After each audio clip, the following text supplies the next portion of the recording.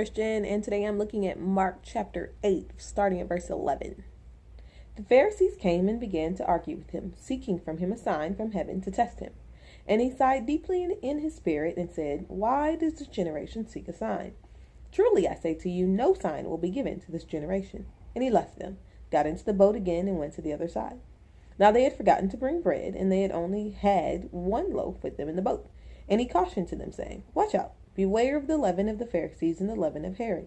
And they began discussing with one another the fact that they had no bread. And Jesus, aware of this, said to them, "Why are you discussing the fact that you have no bread? Do you not yet perceive or understand? Are your hearts hardened? Having eyes, do you not see? And having ears, do you not hear? And do you not remember? When I broke the 5,000 for the five loaves for the 5,000, how many baskets full of broken pieces did you take up?" They said to him, 12. "And 7 for the 4,000, how many baskets full of broken pieces did you take up?" And they said to him, 7. And he said to them, "Do you not yet understand?" If you take acting class for auditioning, they have what's called the moment of before. That means what happened right before you start speaking, like right before whatever scene you're going into, what literally just happened that makes you start speaking or makes you walk into the room.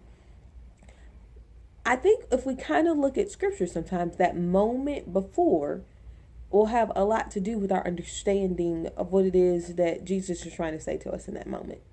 So he goes up to them and he starts telling them, make sure you're aware of the leaven of bread, of the leaven of the Pharisees and the Herod that are in your world. And they immediately go to their own lack and go, "Ooh, must be because we don't have any bread." And Jesus is just like, really? That's what you got out of this? But literally right before they get in the boat, he's talking to the Pharisees and they're not trusting in the fact that he is God. If you look at your own life and you find yourself kind of like ticking in a place, or maybe you're uneasy, maybe there's no clarity, what just happened that might have prompted this situation? Because you might find yourself in a place where you are so just out of sorts and you're frustrated. And it could be that God is teaching you patience because you just said you wanted to be a spouse or a parent. You wanted to open your own business or expand the one that you have. And so God has taken you to a place where you have to learn how to delegate. What just happened that might make you go, "Oh, wait a minute. He's trying to teach me something. This actually just goes with what I actually just asked him for, or the direction that he's trying to take me in." What do you see in your life right now where you go, "This is where God is working, and that's why this is happening"? Because the moment before is always what kind of set us up for where we want to go, because God is massively intentional. Like there's never a moment where he's just like, let's just do something and see what happens. Never. There's always a place and a purpose and a timing that is so very specific for him. And then it always comes down to pointing back to him. Because he's talking to the disciples at this point, and he's going, "Beware," and he sets them up with the moment before as they go into the situation for what he wants to teach them for where they're going next. And their immediate response is, "Oh, it's because we don't have enough." And then Jesus goes, "Really? Are you still seeing your life in respect to your experiences? Knowing what you know about me, are you still making choices and taking your faith steps based on you? Because you saw me feed thousands of people with leftovers."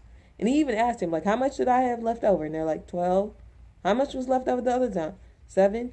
"So you know full well that there is nothing that I cannot do.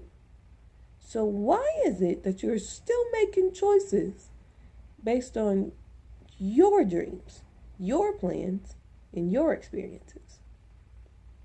We could ask ourselves that same question, to be perfectly honest. You started a business and you went, "I can do this because I have this much." And he goes, "But that's not what I called you to. How come you're still making decisions based on what you have and not based on who I am?"